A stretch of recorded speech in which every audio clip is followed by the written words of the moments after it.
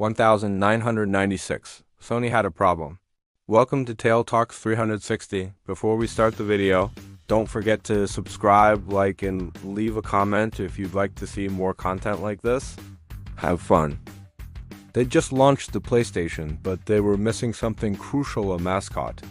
Nintendo had Mario, Sega had Sonic, Sony had nothing. What happened next was one of the most insane gambles in gaming history. This is the story of Crash Bandicoot. The marsupial that saved PlayStation got abandoned and somehow came back from the dead. Buckle up, this ride gets wild. Back in 1994, two guys named Andy Gavin and Jason Rubin had a dream to create a character that could go toe-dash to dash-toe with Mario and Sonic. But they had a problem. They were nobodies. Their company, Naughty Dog, had made exactly 0 hit games. They were broke, desperate, and working out of a tiny office. But they had one crazy idea. They called it Sonic's Ass Game. Yeah, seriously. The concept was to make a 3D platformer where you could see the character's ass back as they ran asterisk toward asterisk, the screen revolutionary for the time. But they needed a character. They tried a dog too generic. A dinosaur too Jurassic Park. Then someone said, what about a Bandicoot? Meet Willie the Wombat, Crash's original name. He looked rough, but Universal Interactive saw potential and gave them a shot.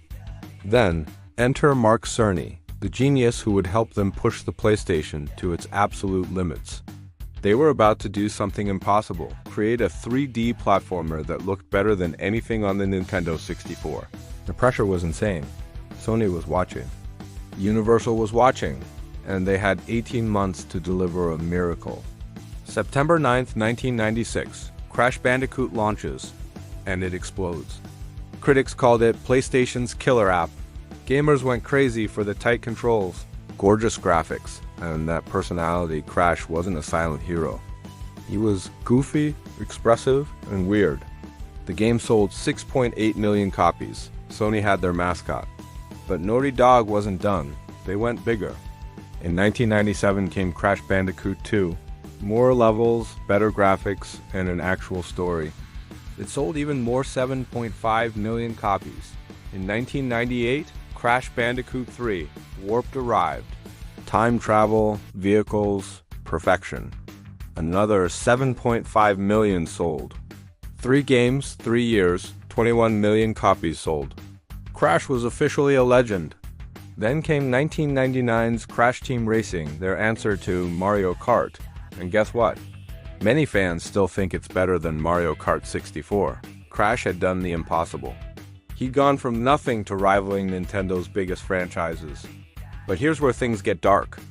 In 2000, Naughty Dog dropped a bombshell. They were leaving Crash behind to make Jak and Daxter. Why? They didn't own Crash. Universal did. They were tired of making someone else's character. Universal handed Crash to different studios, and what followed was a disaster. Crash Bash was mediocre. The Wrath of Cortex was buggy and slow. Twinsanity was unfinished. And with Crash of the Titans, they gave him tattoos and made him a thug. In 2008, Activision bought the rights. Surely they'd save him, right? Wrong. Crash, mind over mutant bombed.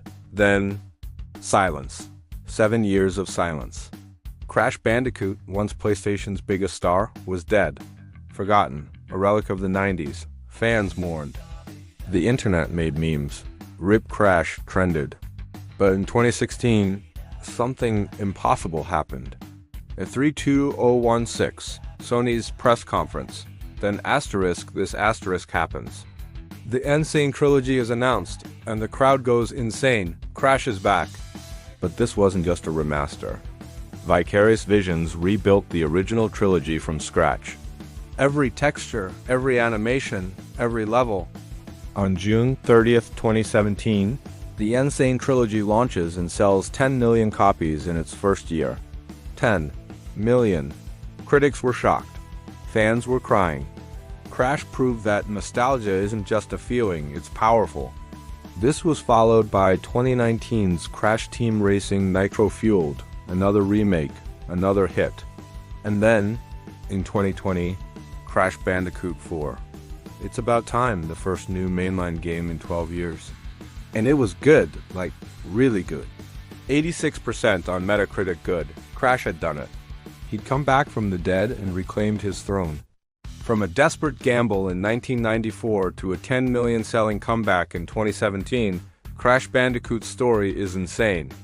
He saved PlayStation, got abandoned, became a joke, and then reminded everyone why they fell in love with him in the first place. Before finishing the video, don't forget to subscribe, turn on notifications, and comment for more videos like this.